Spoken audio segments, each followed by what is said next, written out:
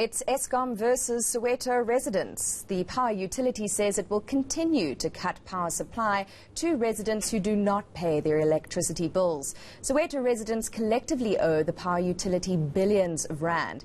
And to discuss this more, along with some of Eskom's troubles the last little while, I'm joined now by Client Service Senior Manager Daphne Mokwena. Now, Daphne, according to reports, I see that Eskom is owed about 20 billion rand from residents in Soweto, and apparently that's almost half the local municipal debt that Eskom's owed. So you're sitting with a massive backlog on payments, but people also just want their power on, particularly over the festive season. Yeah. And that's unfortunate because, in actual fact, as of the financial year end 18-19, as per our auditors, Soweto residents were owing us 18.2 billion. Okay. Yeah. And unfortunately, we cannot go, on that level where we just watch, where the residents are just consuming without us collecting that revenue. And hence, we needed obviously to also implement our credit management strategies, where we needed to, those that are not paying, we need to disconnect them.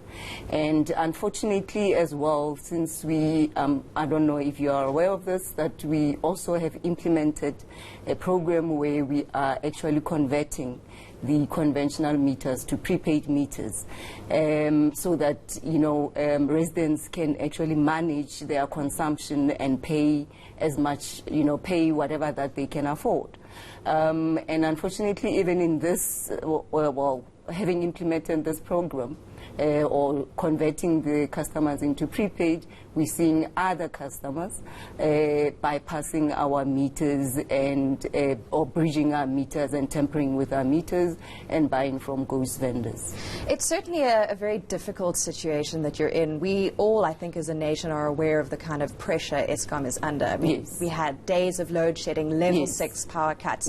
But it might be seen as profoundly anti-poor to be going after residents of Soweto who may be cash-strapped. Have you done any research into why people haven't been paying Eskom, for example?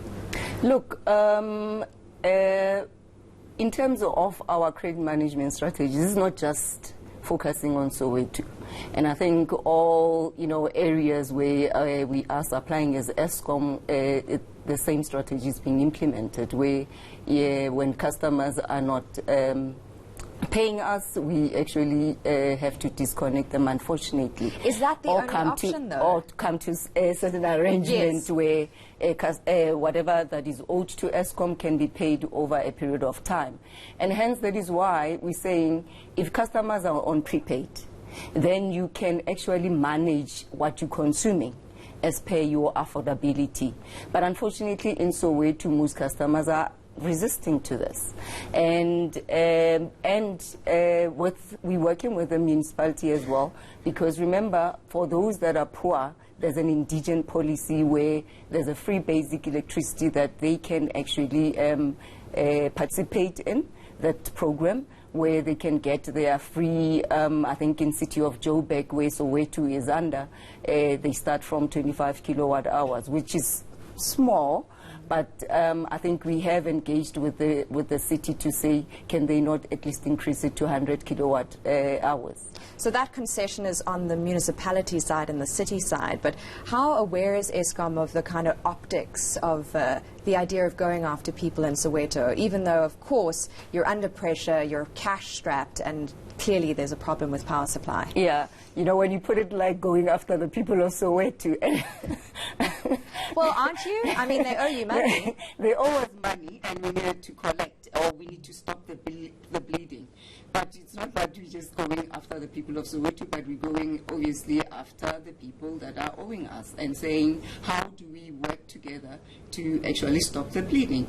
And as I said, that one way of stopping the bleeding is to install the prepaid meter. Because prepaid meter, remember, I would actually spend or consume whatever that I can afford.